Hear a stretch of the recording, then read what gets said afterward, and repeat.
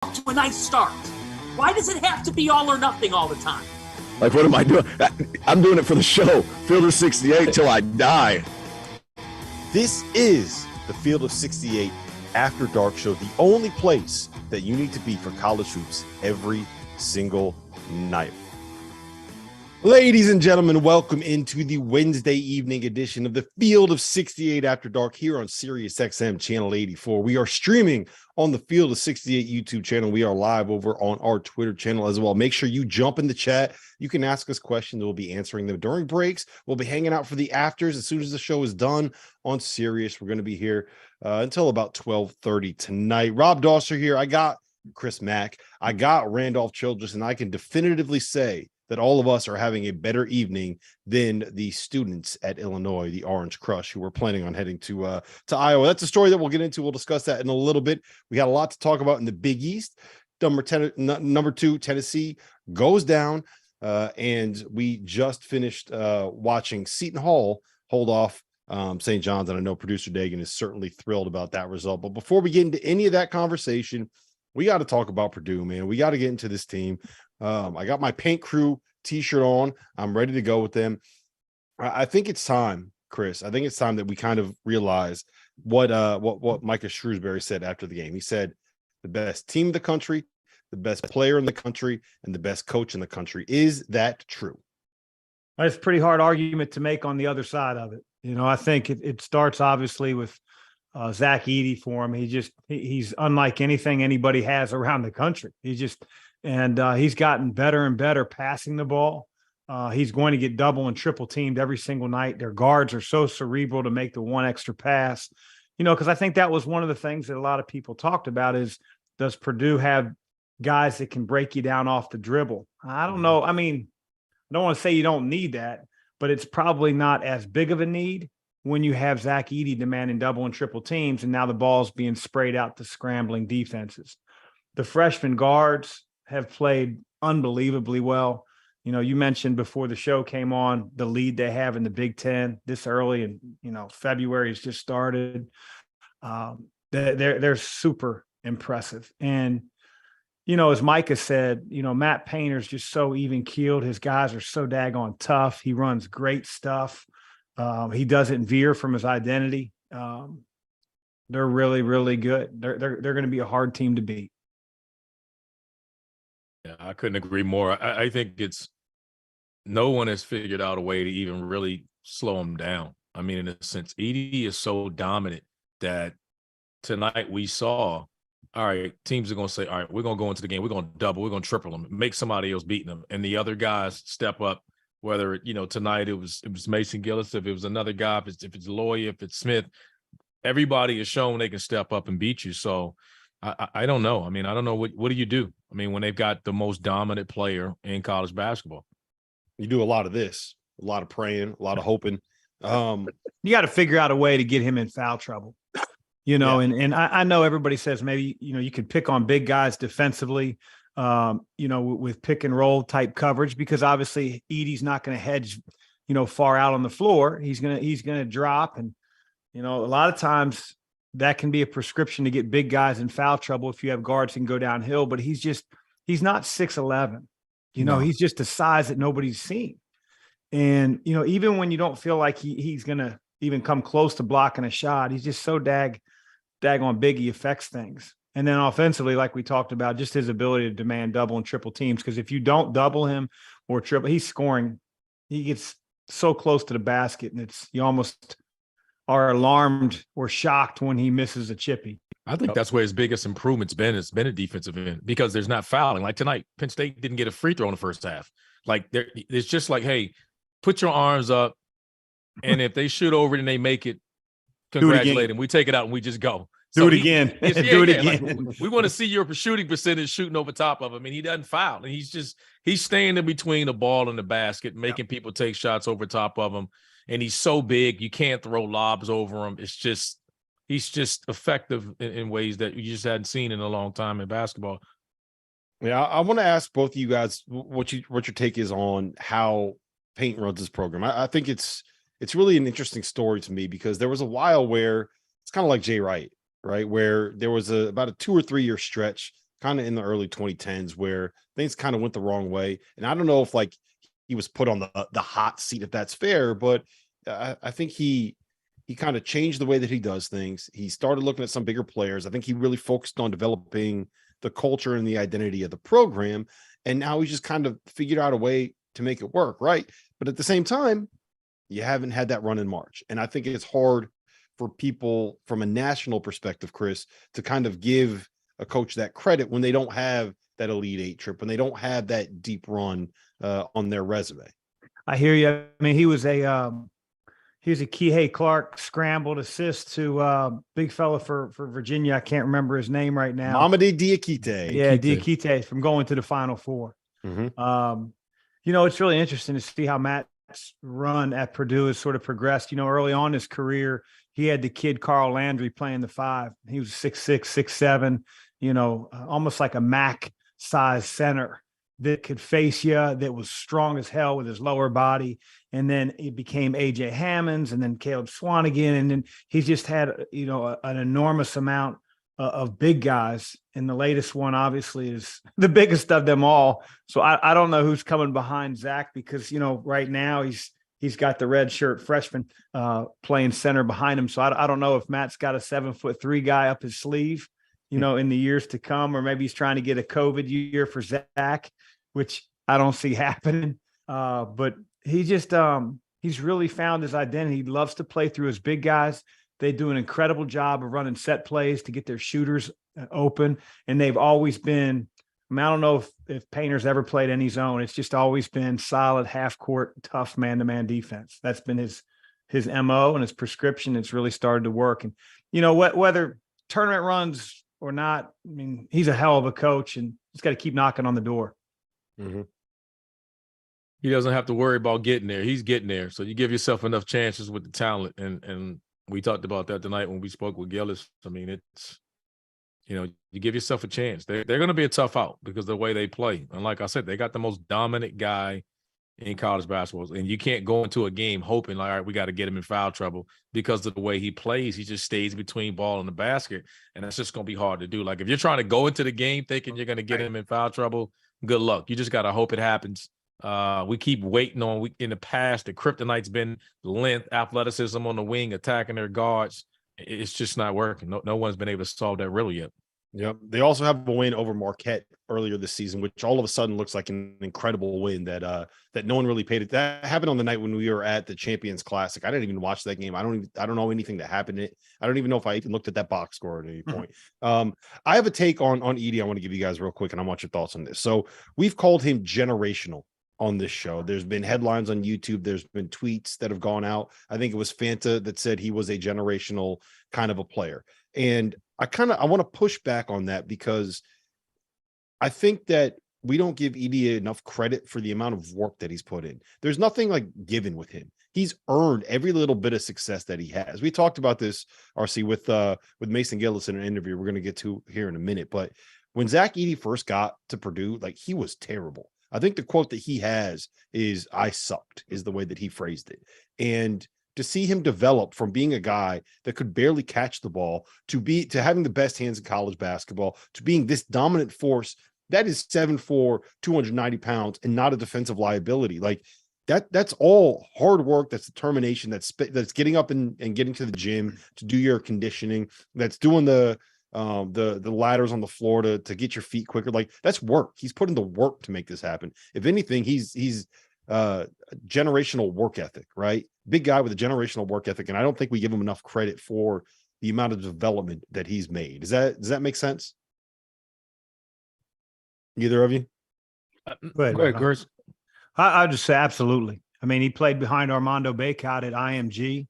I remember when, the blurb on either 247 or whoever's cover recruiting, Zach Edey commits to Purdue, and it was like, who is this guy? It was I don't want to say a chuckle, but it was a chuckle in the sense that, like, Painter's getting another big 7'3", 7'4" guy, but it wasn't like he was highly recruited. It wasn't like he was a 4-star and it, came down to Purdue and Texas Tech and Iowa. I mean, like, it was Purdue and a few low major schools that thought they could use his size.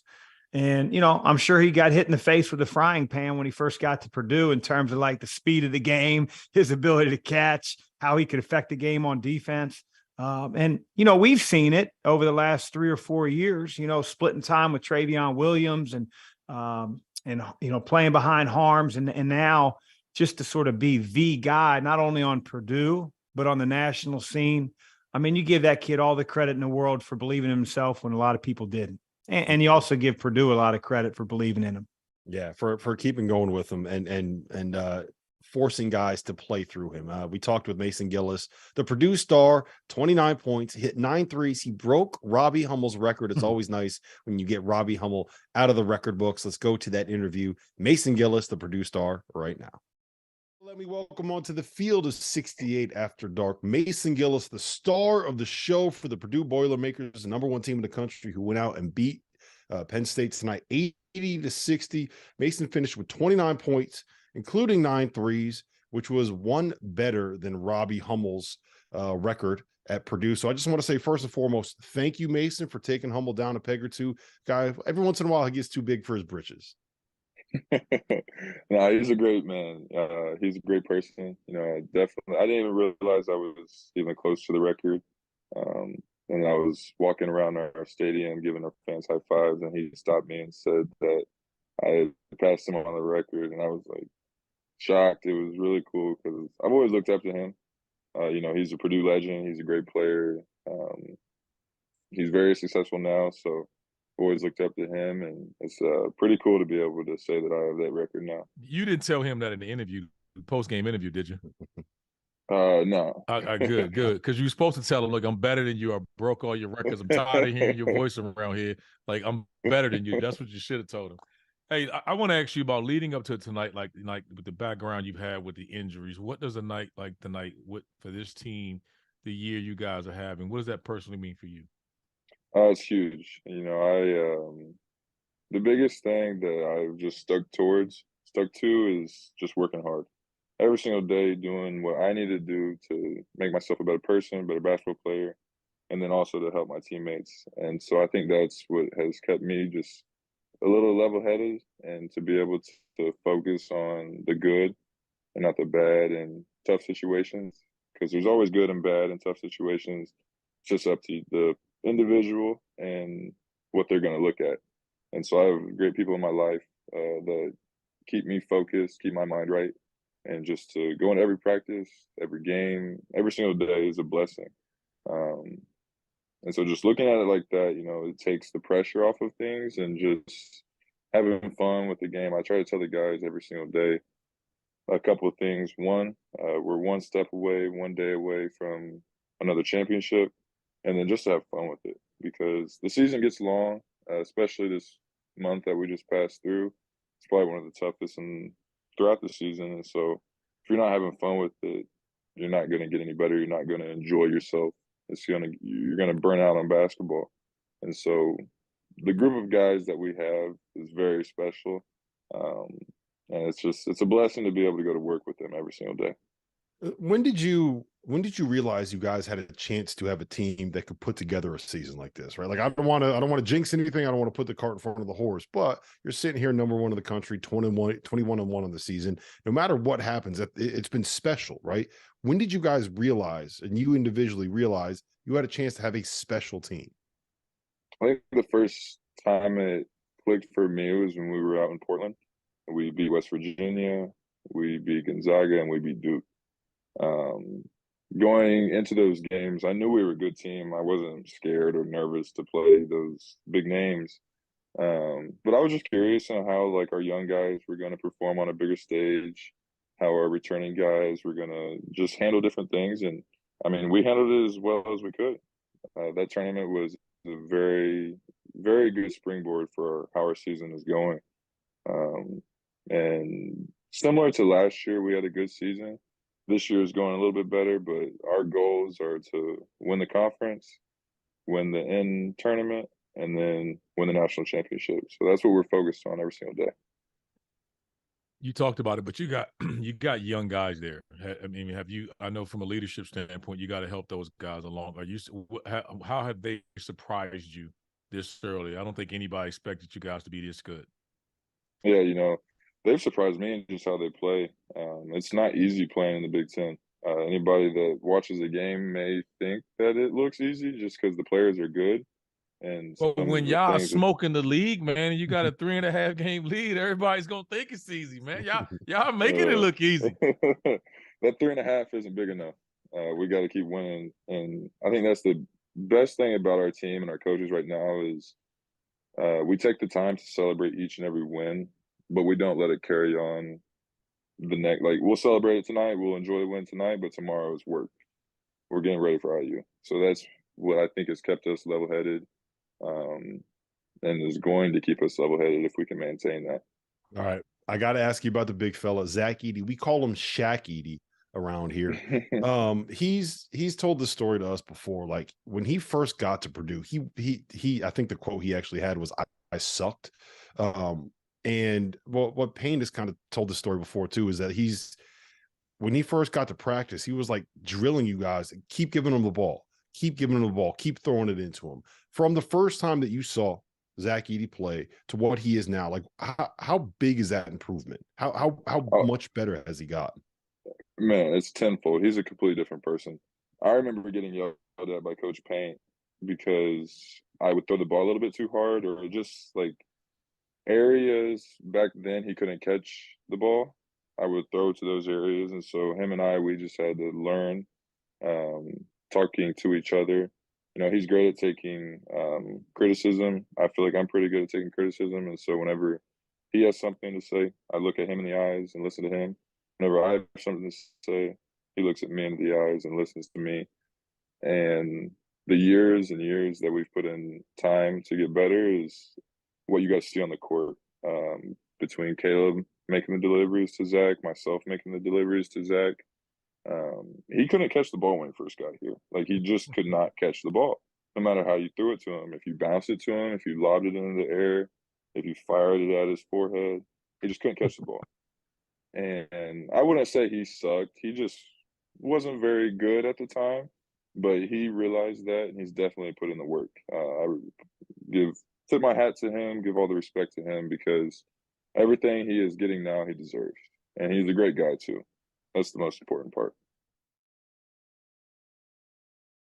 I wouldn't say he sucked. He just wasn't very good. That's the same thing that we said about RC when he started down this media path. Listen, we got to step away here from a second. On the other side of this break, I'm going to tell you why the Big East is the single most entertaining conference in all of college basketball. Clear. That was a fun interview. Questions in the chat. And listen, if we get to 200 likes, we have 500 people watching this right now. If we get to 200 likes on the show by the end of the stream, I'm going to give away a free t-shirt to somebody in the chat that has the funniest thing to say about Dagan. Let's do that. Or Trevor, do we have any questions? First of all, hi, I'm Trevor, not Dagan. Nice to meet you. Somebody asked, who, if anyone, has the best ability to match up with and beat Purdue? Any team in the country. So here's my question to you guys. Is the best way to match him and beat up with him someone that can pull Edey away from the basket? You got to play 5 out, or do you have to have someone inside the size to match up with it? What's the best way to go about doing that? I mean, you thought maybe Michigan might be that team, because they had Hunter and they didn't necessarily have to, double him. And it was a tight game for the majority of the game. Obviously, it was at Michigan's place. I just think that's easier said than done. I think that 30 seconds. A team could pull off an upset if they could really draw him away from the basket and have a guy that could make 5 or 6 threes. Yeah, that's what I think. That could really be a problem because you can't switch ball screens with him. I don't think. How about Creighton? No, they got a big guy, 7'2", that can guard. I think you need multiple guys. If you got 8, you need 15 fouls to throw at him. But I think the kryptonite will be a 4 center that can space the floor and make threes. 2.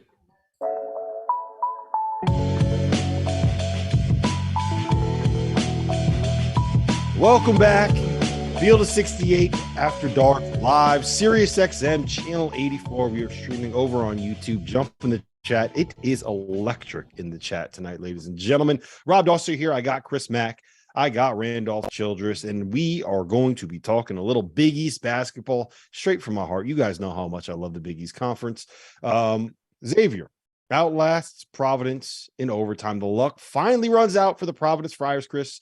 Xavier gets 23 points and 14 boards from Jack Nungy. They get 20 points from Colby Jones. They get 20 points, 9 assists, just a single turnover from Sully Boom. It was an impressive win for Xavier, considering that they didn't have Zach Freemantle tonight. Man, it was really impressive. You felt like there in the first 8 minutes of the game that it was going to be, one-sided and it was going to be a blowout, just the way that Xavier came out smoking. You give Providence a whole lot of credit to battle back and, get right back in the game and take the lead. And it was really anybody's game until the last few possessions. To me, the way that Xavier responded without Freemantle, those guys didn't miss a beat offensively. I mean, nothing changed. I mean, it was impressive to have 22 assists and 5 turnovers. You're talking about a guy that really was the guy they were looking to in the low post, the way that they were playing sort of through him. And we've talked about this on other podcasts, the fact that Xavier's so balanced, it's hard to key on one guy, but make no mistake, they go to him underneath when they need a basket. And, tonight it was Nungy, it was Colby Jones. Kunkel hit a huge 3 towards the end of the game.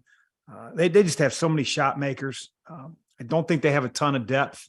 I was really impressed by Jerome Hunter. Plays a much different style, but man, he brought the intensity. He brought, the type of identity I think Sean wants. He gave Bryce Hopkins a tough way to go. Bryce Hopkins couldn't score. And I know he finished with double figures, but it was ugly. And he's their leading scorer. And he wasn't even a factor until about 4 minutes left in the game. Yeah, RC, Providence went on the road into one of the toughest places to play in this league. Mack knows all about how tough it is to play and win in that building.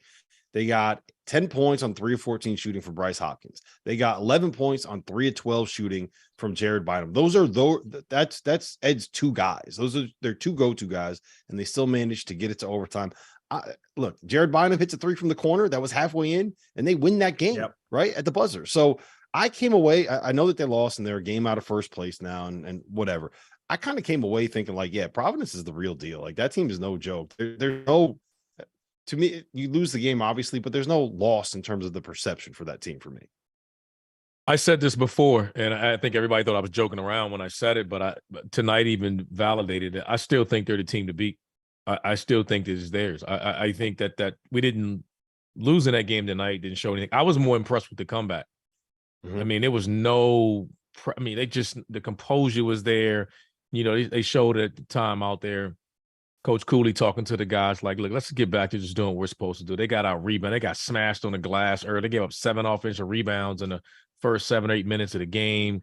They were just getting outworked, and they just settled down, chipped away. And, I mean, credit to Xavier, to closing the show, but there's no back down. Those 2 teams will be right there at the end. This is a long way. Elaborate on that point that you just made on why you think Providence is the best team in that league. I think they're the best team because I like the depth. Similar to Xavier, they don't rely on certain guys. They got their main guys. They didn't play well tonight, and they're still right there on the road. I just love their balance. You got Locke. They're able to have all of their pieces fit. I think we underestimated with the portal because they got so many different guys, and you're seeing a team that started out a little slow early on because you got so many different pieces. Now they're figuring it out. They're understanding what coach wants from them. You got guys like Bynum coming from the bench. He knows he's going to play. He doesn't care. When you get that type of buy-in, it's easy to be like, hey, Chris, Rob, you guys go ahead. No problem. I'm going to come in eventually. I'm going to come in and give us whatever we need. If you guys aren't on your game, that's what it's starting to look like there. When we know Cooley's a hell of a coach, but that group is just, to me, is just starting to come together. And they got so many different pieces, even like we talked about guys coming from the bench that not everyone has. Yeah, I thought, Croswell to me really gave him a lift. And that'd be interesting to watch, as Xavier has to play game after game without Freemantle, because he does provide some toughness and he provides some presence around the basket. And I thought, a few of the Xavier guys, got thrown around there for a bit when Croswell was going to the offensive glass. Mm-hmm. And he obviously is one of the best offensive rebounders in the league. and that was certainly evident. But both those teams are really good. They're good. Really good. And if Providence continues to get the type of production they did out of Noah Locke in terms of space in the floor, when you have a guy that can shoot it like that, it almost becomes a 4-on-4 game because that guy can't help. He can't leave. If he does, it's 3 points. And so Noah's got that ability in him. Obviously, I coached him for a year. He's a great kid. It was good to see him, do what he did tonight for their team. So the counterpoint that I would make in terms of the team to beat in this conference is that Marquette has done nothing but prove to me that they are as legit can be. They have the best offense in college basketball, according to KenPom. The knock on them all season long has been we can't trust their defense. They're not good enough on that end of the floor. Are they going to be able to get stops? Well, Villanova is pretty much back to full strength. I know that Justin Moore is not quite Justin Moore yet, but they have all of their guys available right now.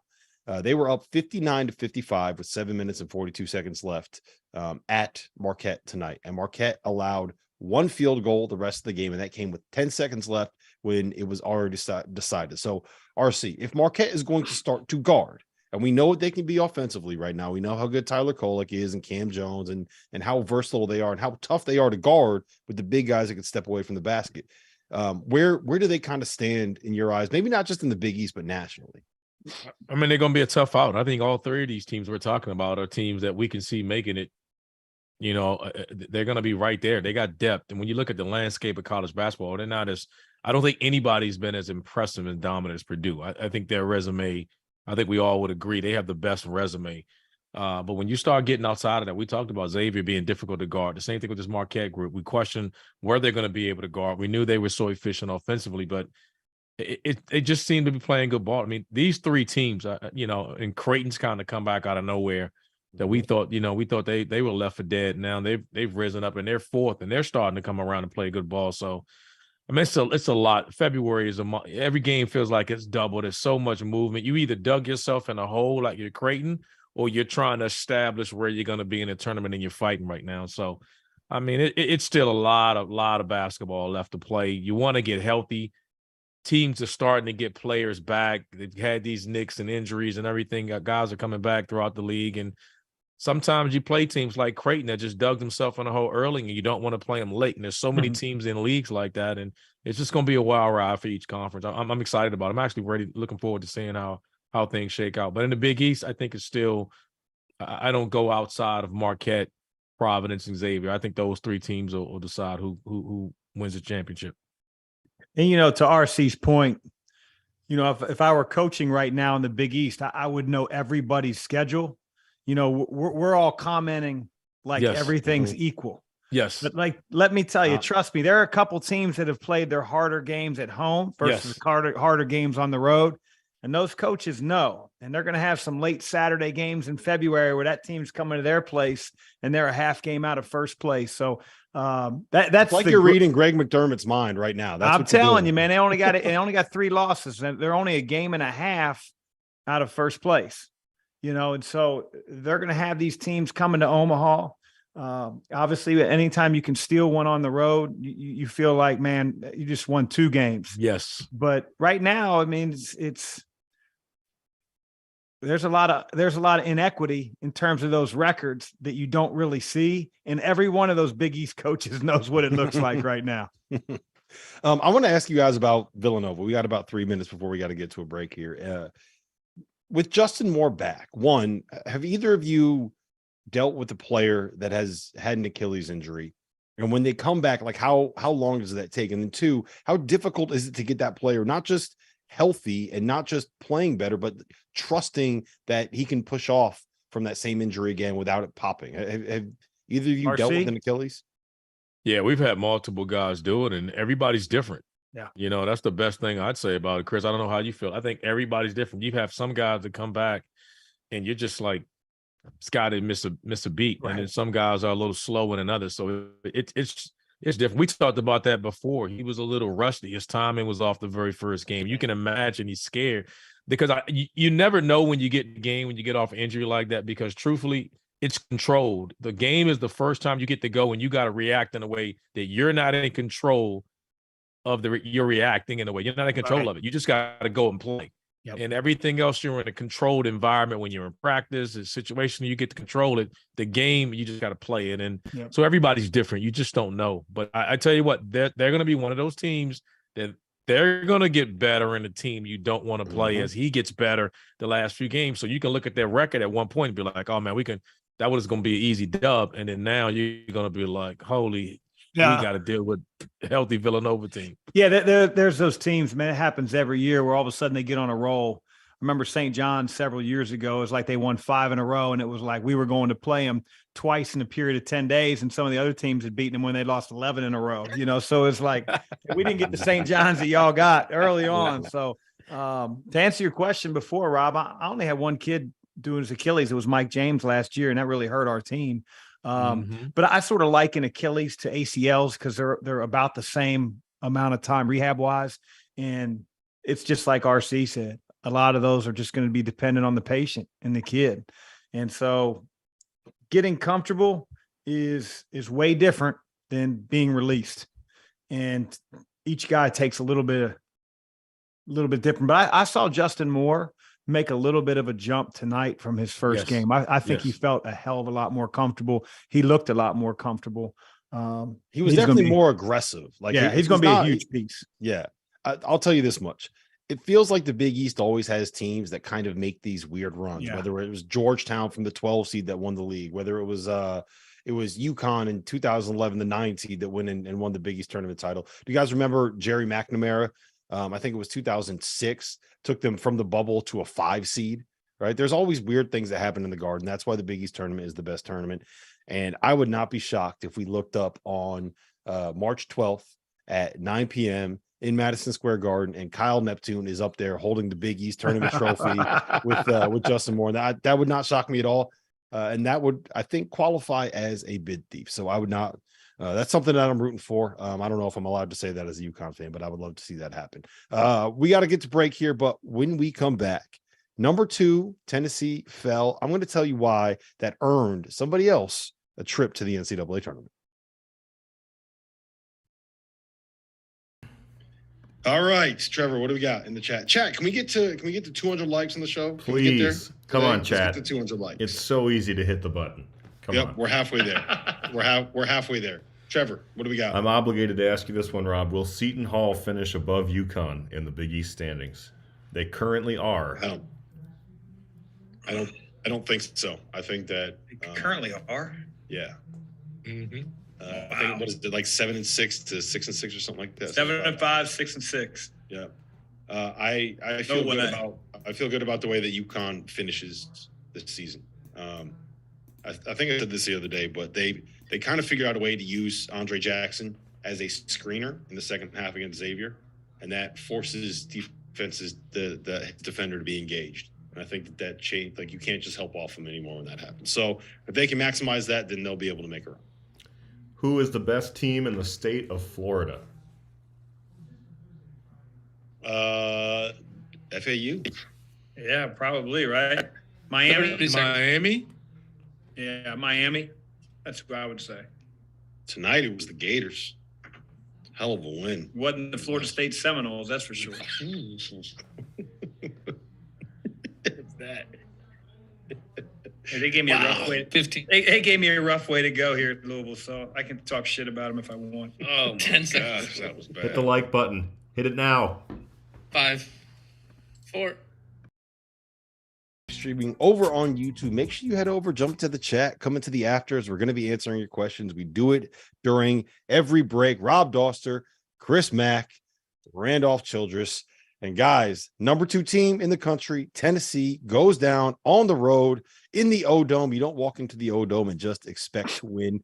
67-54 was the final score. Colin Castleton played like a guy that was a 5th-year senior and an all-league caliber player. How about this, RC? Tennessee was the 10th different team to be ranked in the top 2 of the AP poll to lose this season, and that is already the most that we've ever seen in a single season. Top 2 teams in the AP poll to lose in the history of the AP poll. That just kind of tells you what this year is in college basketball. We're not surprised. We're going to see it, and it's going to be a lot of upsets. But, let's be clear. We talked about this with Tennessee. they're prone to have these type of offensive struggles. It's in them. I mean, they didn't just shoot it well. This is a team that just doesn't shoot the basketball great. And you're not going to win any game shooting 27% from the floor and 20 from three. They were 5 for 25. That was the only knock that I had with them. They're going to defend their ass off. They're as tough as any team in the league. Their Achilles heels is just shot making. And tonight they didn't make shots, and credit to Florida. The Gators got after them. They were a good defensive team and made it tough for them. But it's that's where the Tennessee team is vulnerable. If they can get some consistent shooting, then you'll have a hell of a time trying to. They'll be a tough out, but they just struggle like hell to make shots. I mean, your senior guards, Vescovy and Josiah James, they go 4 for 25 and 1 for 11. I mean, you're two seniors. That we talk about Purdue's backcourt being two freshmen. Yeah. When you're a coach and you're ranked that high, and everywhere you go, people are going to be geared up for you, whether they're playing for anything or not. Like your senior guards have to set the tone, and they didn't turn the ball over, and I think they defended well enough to win the game, but they've got to manufacture some points. They've got to be able to score the ball, or at least set up their teammates to score the ball. You go 4 for 25 on the road, 1 for 11. Doesn't really matter what you're ranked. And that's what hurt them tonight, in my opinion, Rob. Yeah, it's just they don't have a guy that is able to make stuff easy for everyone, right? Like you kind of have to scheme. Kennedy Chandler's gone. Yeah, Kennedy Chandler's not there. Julian Phillips, T.O. keeps telling me like he's the guy.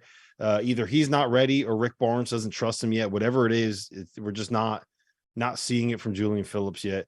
They changed. They switched their lineup. They moved the big kid Plavsic to the bench and put Zakai Ziegler back in the starting lineup and ran Olivier Combo at the 5. And for 3 or 4 games, it looked like it kind of changed things for him. And then boom, you shoot 27% from the floor in the O-Dome. It just, I don't know. I cannot personally, I know how good they are defensively.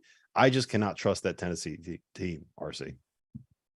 But I mean, we talked about it. You just don't know what you're going to get, and you can't go into a game hoping. And you said something, Chris. You can't go 4 for 25, but it isn't about the attempts that concerns me. It's just they're just not a good percentage shooting group of guys. Right. That's just not their strength. And if they can make shots and get out and get stops and get out in transition and score on you, that's a whole nother thing. And I thought maybe that was something they wanted to do, get out of that lineup change, maybe get a little smaller, maybe get a little more quicker to get out in transition. We getting stops and get out and run a little bit. And just wasn't the case tonight. It just didn't, it just had one of those nights. That's just the only knock that I had on this team. And tonight was one of those games. I'm not going to overreact like I'm down on them. They're still a great team, but they're flawed. And one of their flaws is just the ability to make shots. And that's going to hurt them, from making a deep run, I think, in March. Yeah, RC is not going to overreact. I have no problem overreacting. They're frauds. Get Tennessee out of here. No, absolutely no. I'm not going that far. Get out of here. Get out of here. I will say this: Florida entered tonight as one of the next 4 out and are fielding the 68 bracketology show Mondays and Fridays, 5 p.m. streaming on the Field of 60 YouTube channel. Make sure you check that out. But they were 12-9 heading into tonight. They were 2-9 against top 50 teams against the top 2 quadrants. Their best win was on the road against Mississippi State, which is not a great win. Now they have a great win. They have good metrics. They don't have any bad losses. They need to kind of stockpile some of these like quad 1, quad 2 wins. But as of right now, they're probably a team that you're going to slide into the playing game, or at the very least. Right now, how you going to be down on Tennessee and now they're in the tournament? They were 12-9 going into this game, and you're talking they're in the tournurnament.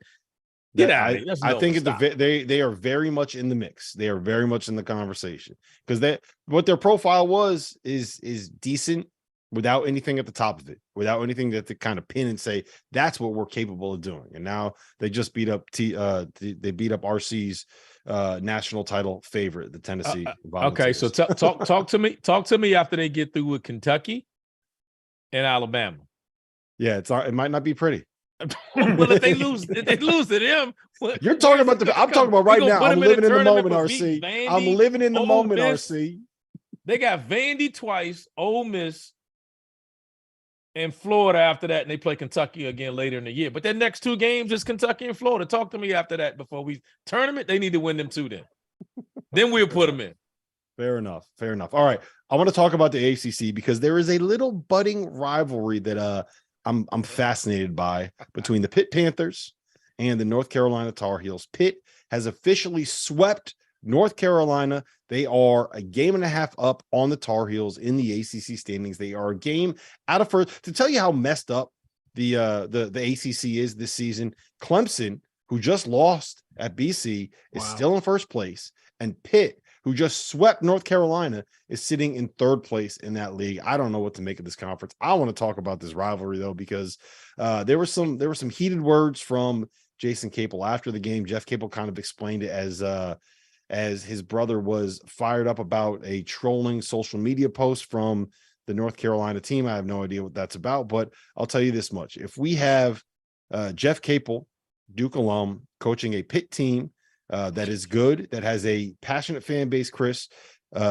if they don't like each other, if they don't like North Carolina, I think that's a good thing for the ACC. Gets a little bit more attention, gets people paying attention. I love rivalries. I love when guys don't like each other. I think that's a good thing for the sport. A little venomous for sure, you know, and you know, Jeff, he's not going to back down at all. And obviously, you know, whatever was said in front of the public in the press conference, there's a backstory to it.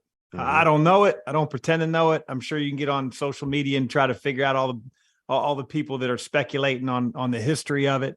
But obviously something isn't sitting right. And, you know, if you've been in the league, if you've watched the league, if you followed the league, Jeff gets his teams to be nasty. And I say that with all due respect. If your kids do not compete, it's going to be a long night. You know, they haven't had the most skilled players over the years. He's got a lot more skill on his team this year, but he had 0 issues with their team being tough enough ever. And, you know, I think that's something that any team that's going to beat them, they have to step up to the challenge. Carolina hasn't both times they've played them.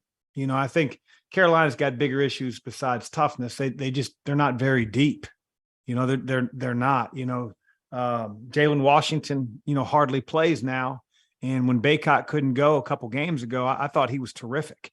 And, you know, I think they need help in their backcourt. I think they need some guys off the bench that can spell RJ Davis, that can spell Caleb Love. Trying to win in any league with 6 guys just isn't going to cut it. That's a bad loss at home today.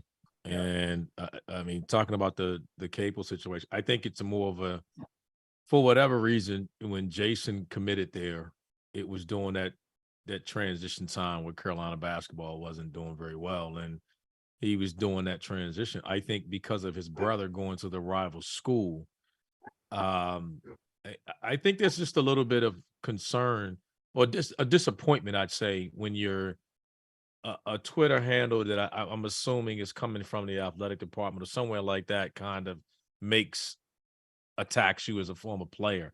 And I think you're just not accustomed to doing that. And that's just a reaction. So Jeff is just defending his brother, and people see him hanging around his brother. He's on that staff. You want it, you know, the rivalry part of you wants to hate him. It's Carolina. It's a Duke guy. You hate him.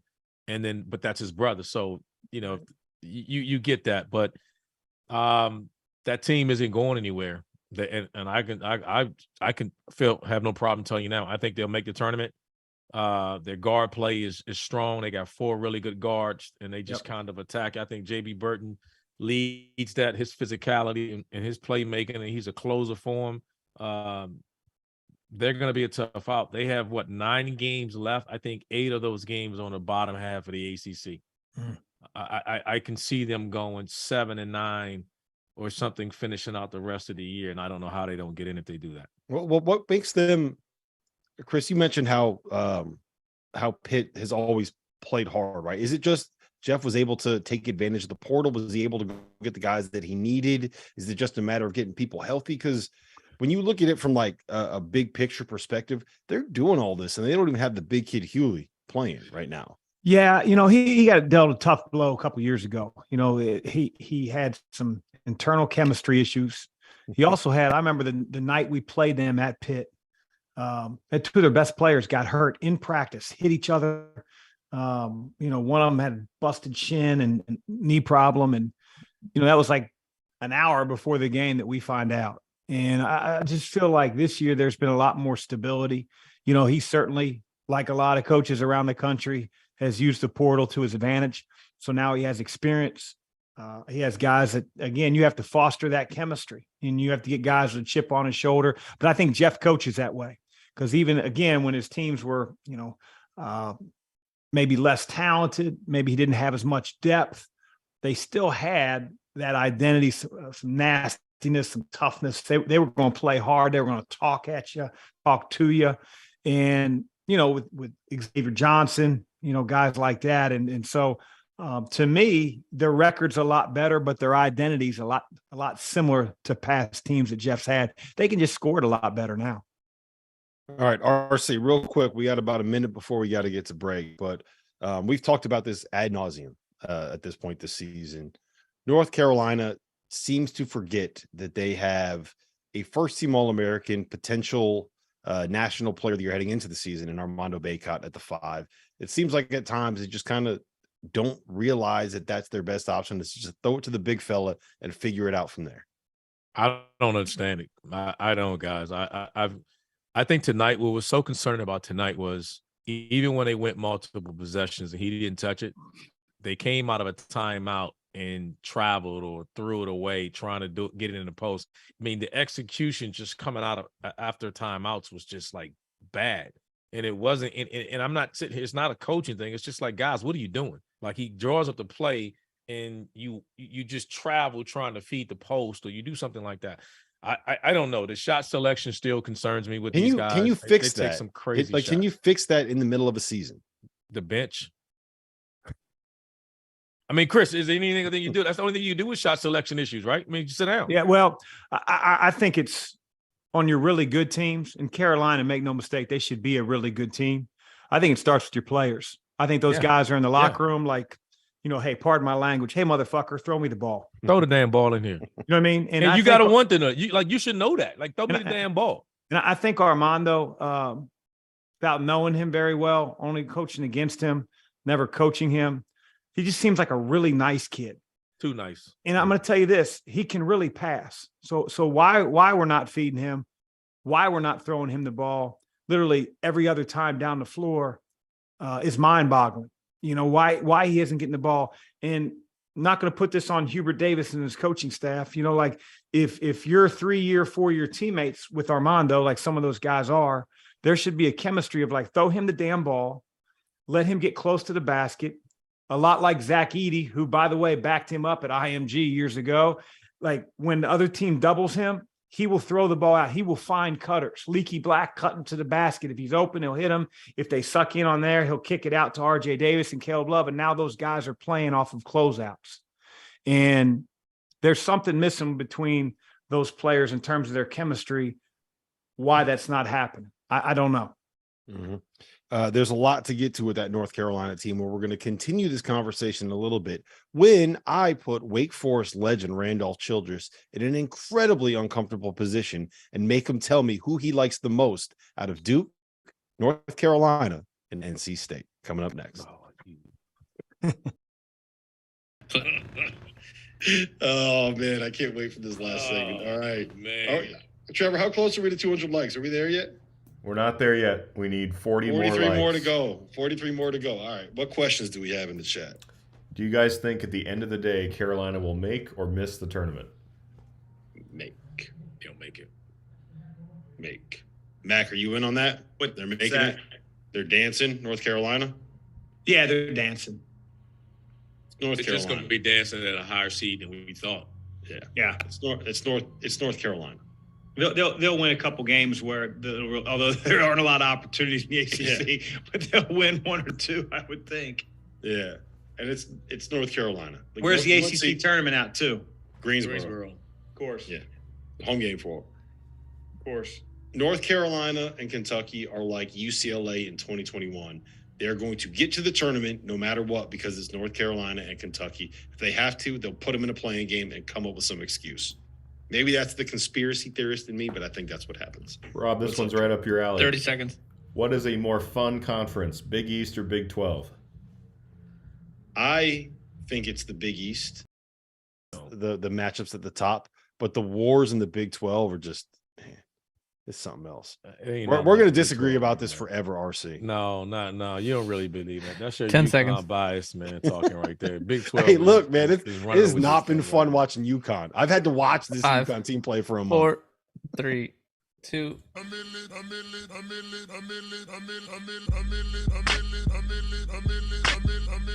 Field of 68 after dark.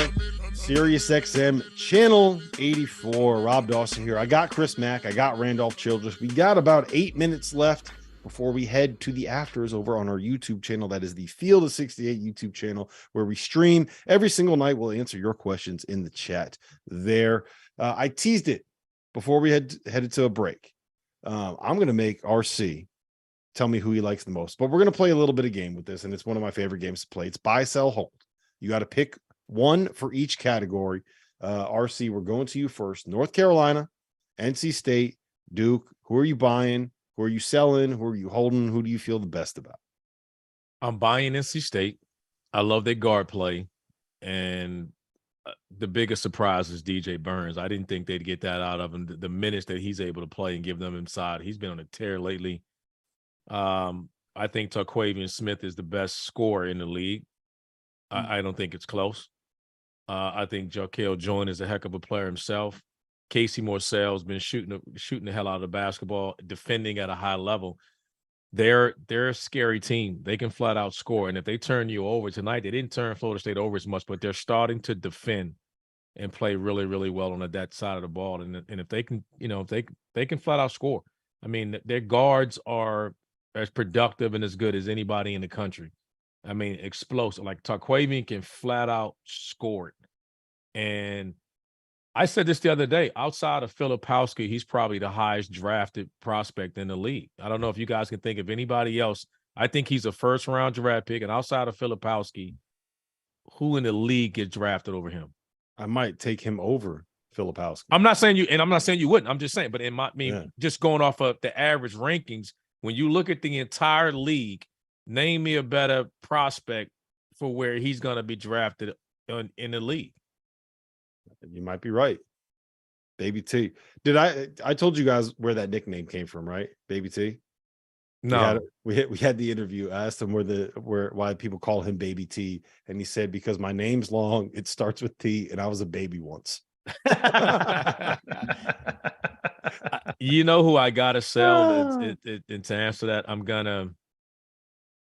gonna sell Carolina only because they just are what they are this year. I don't know if they're gonna hit the magic button and just switch. There just seems to be something missing. I don't know what it is. I can't put a finger on it. Obviously, they can't.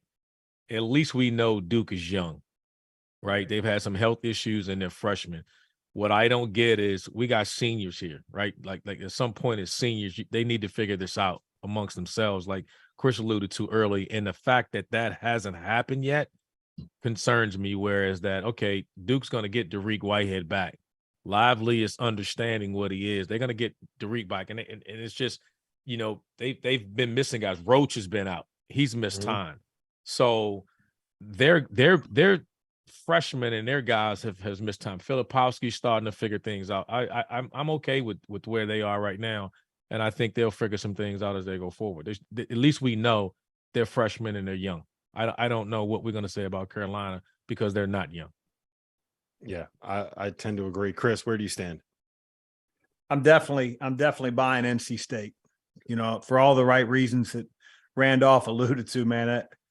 Tarquavian Smith is flat out ridiculous. And he's not the only guy. I mean, Joyner and Morcell and, Burns with his left hand, right shoulder. I mean, they're good. They're good. I think if you made me choose, I would probably hold on Carolina, maybe sell Carolina and hold on Duke if I had to do one of each. Right. I still think all three of them are going to be tournament teams. I know that's not really going out on a limb. But, to Randolph's point, Duke being young, there's a little bit of a built-in excuse. Carolina is just a mystery. Maybe in the beginning of the year, everybody's gunning for them because they're number one in the country. Everybody's, they got the target on their back, but I mean, that's not happening anymore. You got to be ready to play each night. Outside of like a 4-week stretch last year at the end of February and in March, we basically have a 2-year sample size where it looks like North Carolina's players don't really like each other. Is that fair to say? Yeah, I think it's fair to say, yeah. I mean, whether we saying they not like each other, they obviously is not as close. And that's the way that it appears to me. Like when I'm watching those games, when I'm watching those games, that's the way that it looks to me from the outside. Obviously, you can't know unless you were actually sitting in that locker room with them, but that's the way that it looks to me from the outside. So that's why I would sell North Carolina at this point. Like they got hot for a month last year, just like other teams have gotten hot for different months. They just happen to do it on the biggest stage. I love NC State. I'm so glad that both of you guys are in on them because I think at this point they are as underrated as any team in college basketball right now, especially long term when you look at the tournament. Like what do we love in March? What does everybody always talk about? It's guard play, right? Do you have guard play? Do you have guys that can go get you a bucket? Do you have someone who, if everything gets perfectly scouted, you can just give the ball to and say, go make something happen. Yep. And they can do that. And I think NC State has not only one, but they have two of those guys, Baby T and Jarkel Joyner. I'm with both of you on Duke. I can kind of talk myself into them, right? Like, RC, you probably watch them most out of either of us right now because of the stuff you do with the ACC network. So how every time I watch them play, it feels like something new's coming on. Like it looks like Lively's starting to wake up a little bit. Like I think Roach had one of his best games of the season against your Demon Deacons. We got about a minute before we're done here, but am I wrong in saying that? They're just getting healthy is what you're seeing. I mean, remember, Lively got hurt, calf issue, missed the preseason. You know, when you're dealing, and Chris, you know this, for young guys, that's vital. The start of the season, the preseason is vital. Derek Whitehead, it breaks his foot. He misses it as well. Then he injures himself during the season and he's out. They're just getting guys back from injury. And we don't know. I think they only 12 games this year that they've had their full complement of players. It's hard to do. And they don't have it right now. No, we don't. That's what I'm saying. So that's what I'm saying. It's only 12 games this year have they had their entire roster. Derek may play this weekend. I don't know. I don't have any information saying he will, but I know he'll be back soon. And I'm just glad. Hey, when he hurt that foot, that looked like I thought it was Achilles. I thought it was Achilles. Everyone did. Yeah, he reached down, he grabbed the back of his Achilles, and that looked bad. I'm glad that he is. He's getting better, and he's going to be back hopefully at some point this season. Listen, this has been this Field of 68 After Dark, Sirius XM, Channel 84, Rob Dauster, Chris Mack, Randolph Childress. Every night, 11 o'clock, you can listen to us live, Sirius XM. You can hang out on the YouTube channel, jump in the YouTube chat, and chat with us. We are going to have another big night tomorrow night, so we will see you guys again 11 p.m. on Thursday.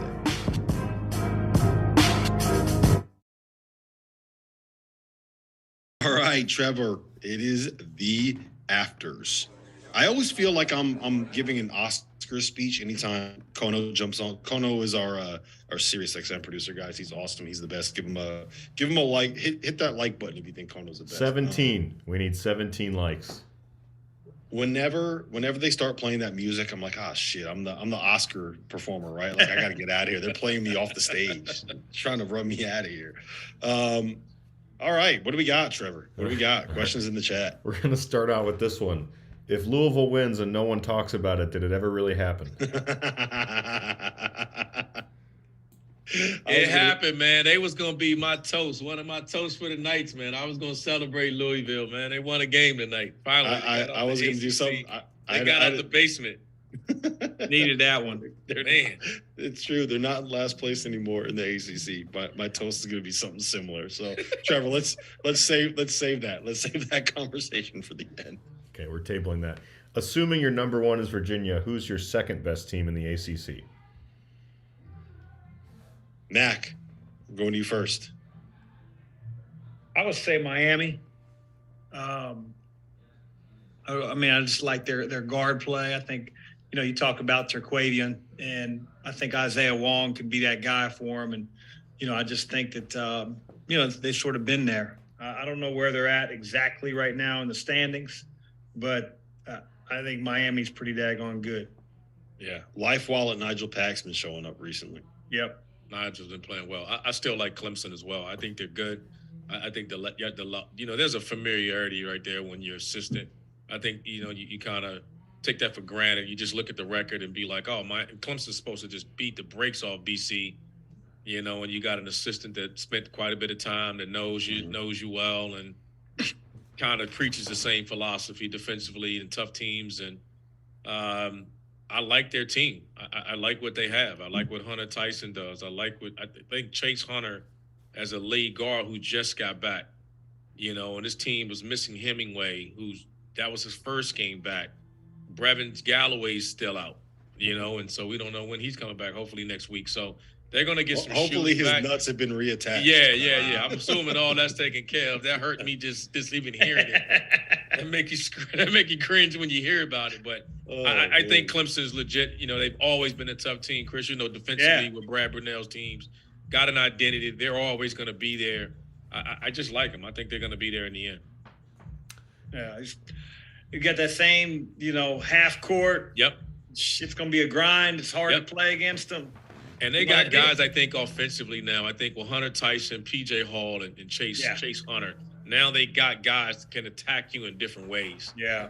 I think that's what separates this Clemson team than they've had teams. And they've had guys in different ways. I don't know if they've had these three guys together like that. Yeah. I think the most under-discussed storyline of Clemson's season is how P.J. Hall was able to come back from being sent to his grave by Jalen Johnson when Jalen dunked on him in Cameron Indoor Stadium to come back and have an all-ACC kind of a season. That's just incredible turnaround. It's a truly inspiring story. We don't talk enough about college basketball. Daniel wants you guys to hit on the Mountain West. He's wondering how many bids you think the Mountain West could get. Utah State currently up almost 20 on New Mexico.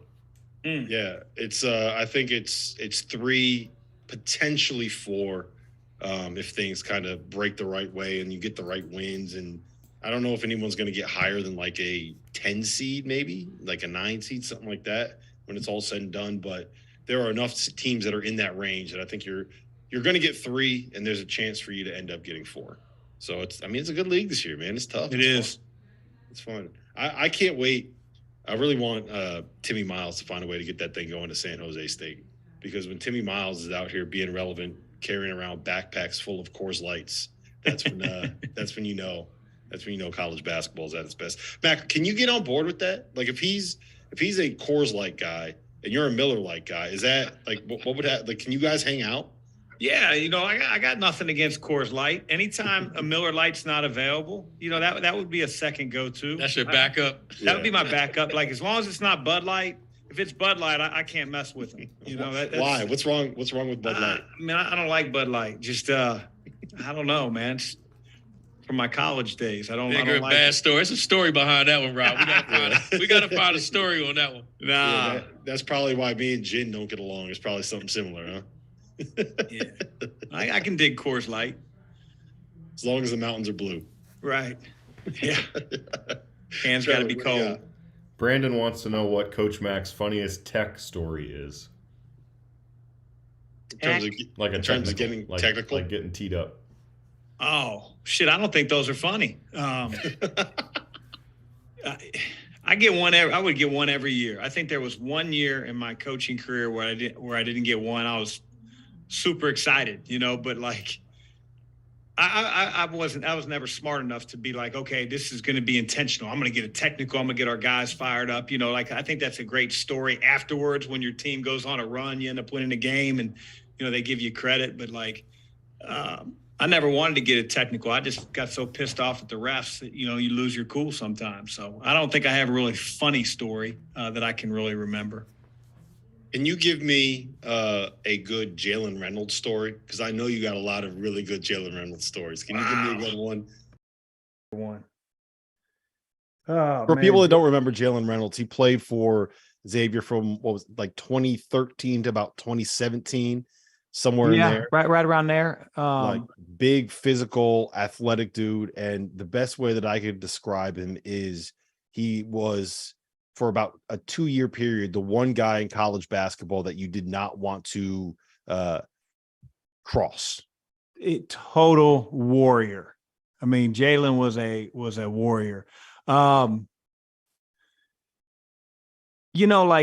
His high school coach, Mike Ali, brought Jalen down. Jalen had to sit out as a junior in high school because he had transferred. And so he was allowed to practice, but he wasn't allowed to play. And so he came down with his high school team to our team camp at Xavier going into his senior year. Nobody really knows about him when he was a sophomore. He's still growing into his body. Comes down there, and Mike Ali, his coach, was so worried that Jalen wasn't going to be able to get the ball because he had like really inexperienced guards, kids that were getting moved up from the freshman and JV team. And so he asked a couple kids that used to play for him. Like one kid was like a sophomore in college and one kid was like, who just graduated. He said, listen, man, it's a team camp down in Ohio, right? We're from Michigan, not going to know any teams. Will you come down and be our backcourt and get Jalen the ball, And so that's what happens. Like Jalen's getting the ball, and a couple times during camp, he got a couple dishes and he goes up and hammers it, as like touch the top of the backboard. Jalen starts running up the Cintas center court, going back on defense. Now, mind you, there's 17 people in a stadium that seats 10,250. And he's like raising the roof, like after he dunked the ball. Now, Jalen hasn't played in 2 years, so he's all excited. And I asked him when he was up in my office, I said, Jay, what was up with the, raising the roof? He said, Coach, I was just imagining what it was going to be like in a couple years. So that was Jalen Reynolds, man. He always played with a smile on his face. He was a warrior. He's competitive. I know anybody that played against him didn't like it. Probably got an elbow or two, but he was one of the reasons that we had such successful teams at Xavier, just because of how hard he played and how good he was. He's having a great career overseas. Mm-hmm. He was a lot of fun to watch, and it looked like, I think the best thing you could say about a guy like that is it looks like it sucks to play against him, and it looks like it hurts to play against him. I think the reason that we got him too was, his birthday same date as mine.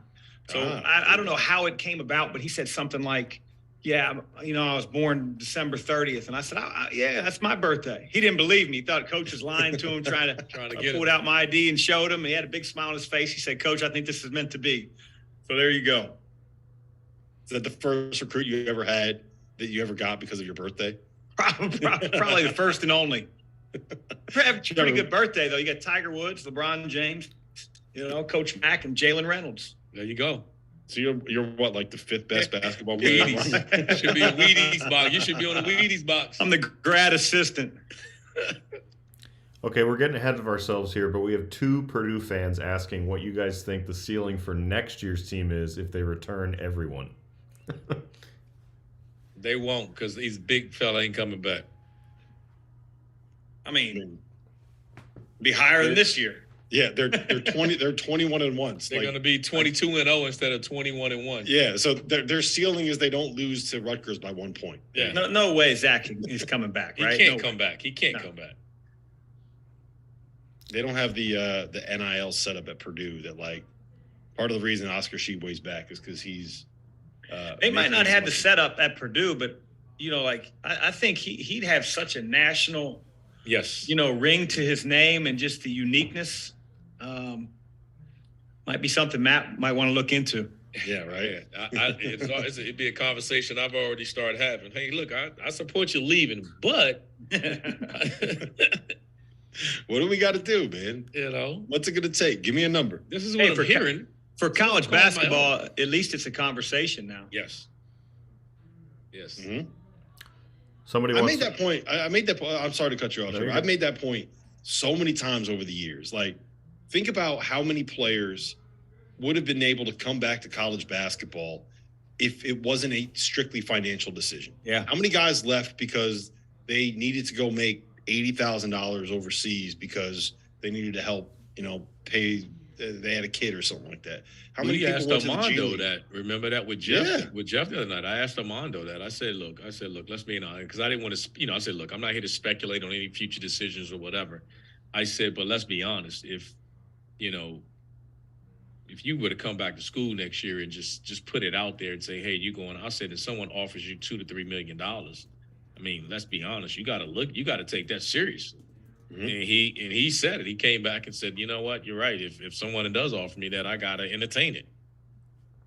You have to. That's a lot of money. Yep. It's a lot of money. Looking at you, Kofi. Who is your Pac-12 favorite and your Pac-12 sleeper?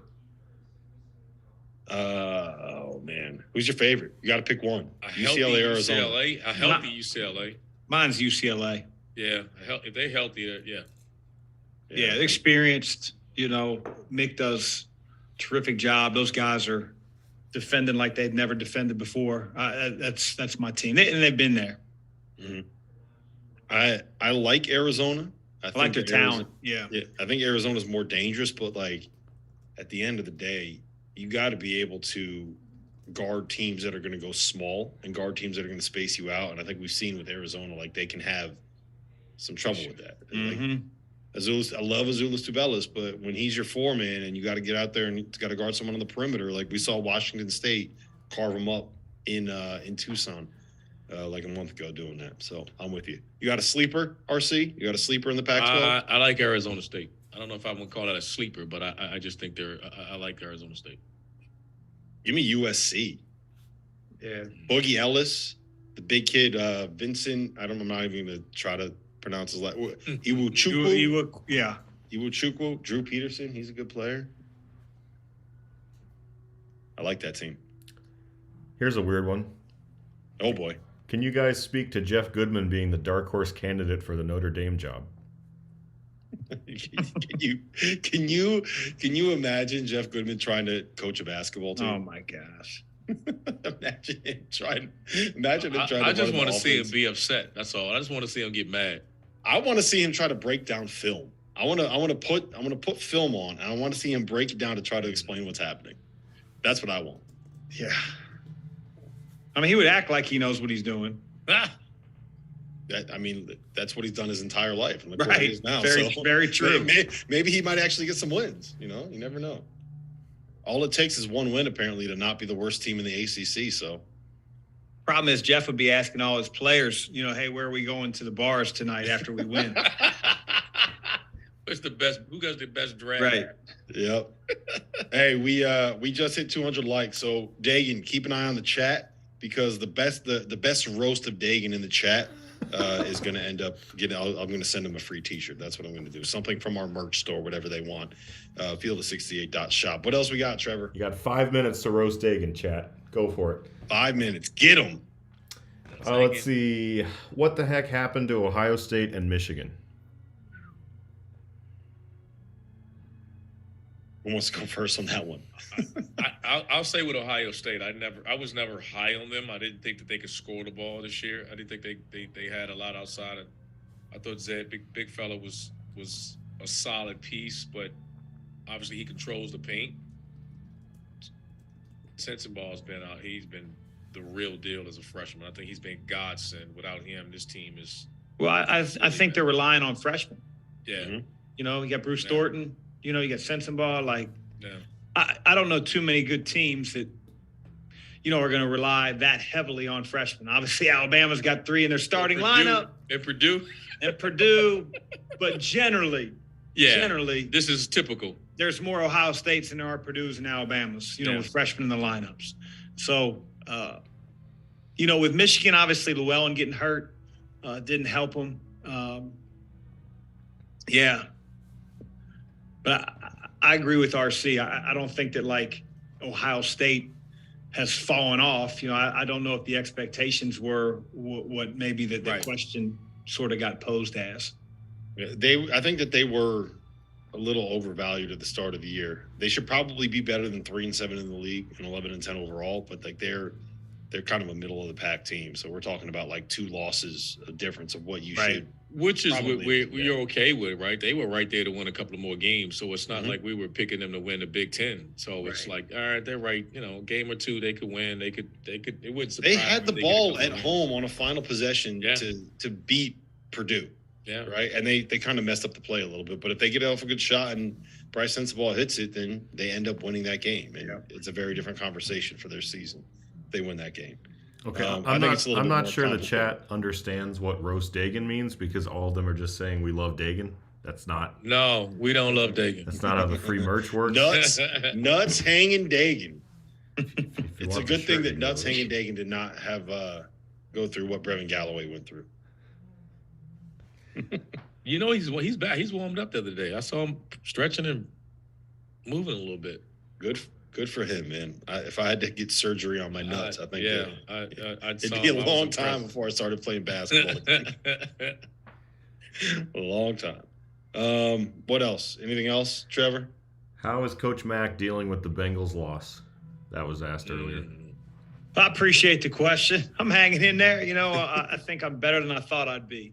I really am. You know, just tell them the truth. You got robbed, man. They robbed you guys. I'm not going to go down that. I'm not going to go down that path. No coach speaking to actors, Matt. I'm not going to go down that path. But I'll say this, man. It's nice to know that people that don't root for either team are saying we got job. But I say that, like, you give Joe Burrow the ball with 2 minutes left in the game, tied 20-20. You know, I feel like you take it, and I feel like he's going to come out on top a lot more times than not. You got to keep knocking, man. They got to keep getting back to that stage, AFC Championship. It just shows, man, how important. Think about this: how important your regular season is. Because if you're the 1 seed, in Kansas City, all they did was win 2 home games to get to the Super Bowl. Yeah. You know, where the Bengals had to win, 2 road games in order to get there, plus a home game. So, that missed extra point against Pittsburgh to start the year really hurt them. After big picture, though, right? You kind of zoom out. Yeah. You started the year. Would you start the year 1-3, something like that? 0-2, right? Yeah, 1-2. 1-3, 0-2. You lost to Dallas, I remember. So after the start, with where you were looking, kind of as you got to the end of September, you got to be pretty thrilled for how that year kind of actually happened. Because if you don't lose your lineman, I think you still go through it. I think hear you, losing man. your lineman and playing backups on your O line, three starters, having 3 backups on your O line. Like, come on, man. I mean, I remember looking at the schedule before the year started. Who they played in the second half of the season was like just astronomical. I mean, from the Chiefs to the Bills at New England, it was like you almost feel like if they got to the second half of the season and they were 500 to start, they were in trouble. Right. And for them to win 10 in a row and get to the AFC Championship, I mean, obviously everybody wants to win one at that point, but man, super cool to be a fan again, because I remember a lot of mid-90s where we were 2-14 and hey, you guys gonna be good for the next decade, man. I think so too, RC. I appreciate that. He's gonna be good. He's special. All right, I got to close with this. Somebody I'm still asked, rooting for the Eagles, though. All right, Mac. You know what? This is perfect because I got a question for you. I need a dad evaluation here, right? So I've been a 49ers fan my entire life. Since I was 5 years old, I had a Joe Montana costume when I was 5 for Halloween, and ever since then, I've been all for it. I got a signed poster downstairs: Bryant Young, Steve Young, Jerry Rice, everybody. I got a signed Merton Hanks jersey hanging up in my closet right now. Right, 49ers fan my whole life. My son, I live in South Jersey, the heart of Philly territory. Right, everybody around me is Eagles fans. My son, all his buddies are Eagles fans. You're in trouble, man. I told him, like, I knew he had to make a decision. So on Monday, it was the Chinese New Year, right? Last Monday. So I put him into school in a George Kittle jersey right before the Eagles played the 49ers. And he came home and he was like, "Can I get a Jalen Hurts jersey now?" Put him in karate, man. If you're going to do that to him, you better put him in karate. And so now I'm like, look, go ahead. If you want to be an Eagles fan, all your buddies are Eagles fans, go, right? Is that the right move? I mean, the problem is, like for me, I always don't understand why people root for teams that they're not from there. Like I was Cincinnati my whole life. I was 6 years old. I was getting Anthony Munoz posters down at the Shell gas station when they came out on Sundays, like that was my squad. And, so your son, he's got all his buddies in there and it's like, he care less who his dad's rooting for. He wants to, now if you pick up and move to California, then maybe you got a different, conversation with your son, I think. I just think it's important. Like, he's got his little crew of friends, right? There's 4 or 5 of them that run around the neighborhood, and having the experience of going to Eagles games and watching, to me, that's way more important. I mean, fuck it, I'm gonna go get an Eagles jersey for the Super Bowl. Might as well, right? Hey, so you just got to get used to knowing that he wants that Jalen Hurts jersey so he can go hang with his buddies, and then when he's sitting around the house and the Eagles ain't playing, he can get his Kittles jersey with you and make Dad feel good. No, you don't understand. Like, he was running his mouth the whole game. Like, he was talking shit. Hey, I saw the game. He was the whole game. Yeah, he was. like, we're sitting there in the second half. He comes up to me. He's 7 years old. 7 years old. He comes up to me and goes, "Hey, Dad, what's the score? The Eagles still winning?" I guess he's sitting there watching the TV. I'm like, little shit. Yeah. I was actually proud of that, though. I was proud of that when he started talking when they were winning. All right, we can do the toast of the night. We can get out of here. We can get out of here. RC, I'm going to let you go first. Oh, I'm gonna go to the Louisville Cardinals, man. They got out the basement, man, out of the ACC basement, man. Man. Win number one. Win number one. All right, Mac, who you got? I'm going to go with the pride of Newcastle High School, Newcastle, Indiana. It's always been considered a glue guy. He goes 9 for 12 from 3. Guys have him on the show with an interview. Mason Gillis missed his whole senior year of high school. You know, you think about these guys that get opportunities to play in the Big Ten. Like, when you're a senior in high school, like, you're the man. You're gonna opportunity to maybe be Mr. Basketball. He misses his whole senior year. He's always been sort of an unheralded glue guy type of thing. And, you know, for him to go 9 for 12 from night, just, I know you're talking about Zach Edey and all the hard work he's put in, but that kid has too. And so, Mason Gillis, here's to you, buddy. Cheers for a great interview as well. Mm-hmm.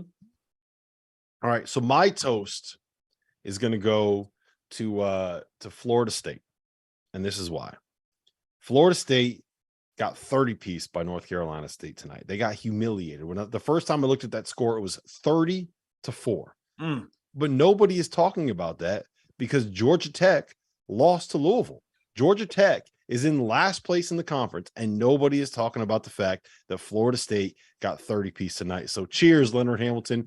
Everybody ignored the fact that you got your asses kicked. If you're going to get your ass kicked, it might as well be when no one is paying attention to you. So cheers, Florida State, Leonard Hamilton. Listen, this has been the Field of 68 After Dark. Join us tomorrow. I think Goodman's on the show, which means, I don't know, people probably aren't going to watch, probably not going to do numbers like we did tonight. They're probably not going to get over 200 likes, probably not going to be giving away t-shirts. But for Chris Mack, for Randolph Childress, for our producer Trevor, definitely not for producer Dagan, my name was Rob Dauster.